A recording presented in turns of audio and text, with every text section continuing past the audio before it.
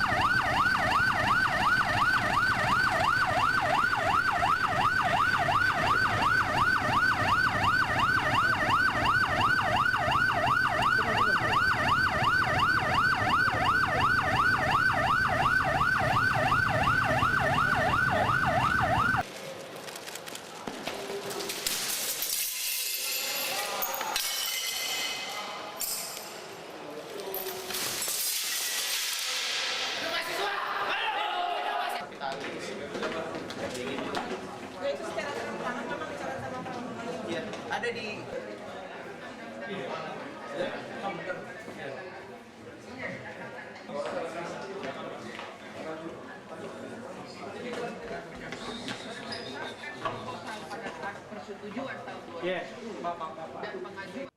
mereka ditahan karena sudah melanggar pasal 170 KUHP, ancaman hukumannya 5 tahun ke atas. 5 tahun ke atas. Ya. Ini apakah masuk dalam kategori pengerusakan terhadap simbol negara juga nggak sih Pak? Enggak, di KUHP itu pengerusakan barang secara bersama-sama. Nah itu ancaman tadi 5 tahun ke atas. Jadi mereka kena pasal itu. Kena pasal itu. Udah ditahan di mana sih? Di Polda Metro Jaya ya.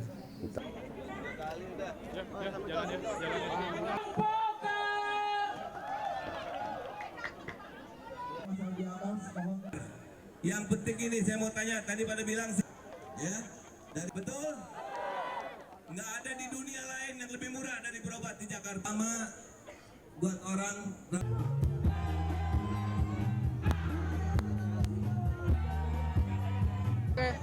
Senin daftar udah.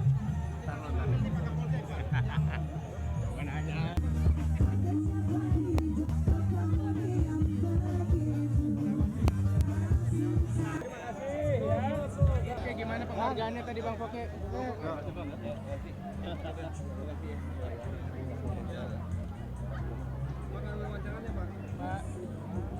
Oke.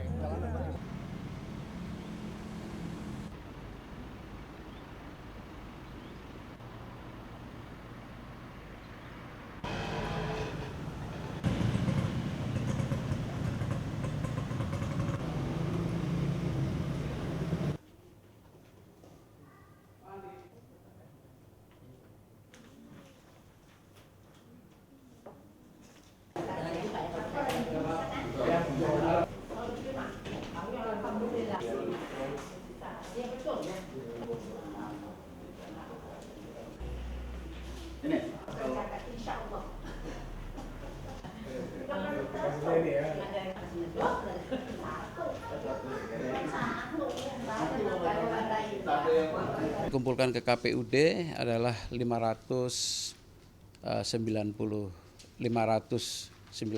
ribuan. Itu yang kita kumpulkan di KPUD. Kemudian yang setelah diverifikasi oleh KPUD, baik di PPS maupun PPK, maka kita ada kekurangan sekitar 14.839 KTP, itu yang kekurangan kita. Dan kita harus memperbaiki dua kali lipat kekurangan. Ya, perkiraan saya 30 ribuan lah kita harus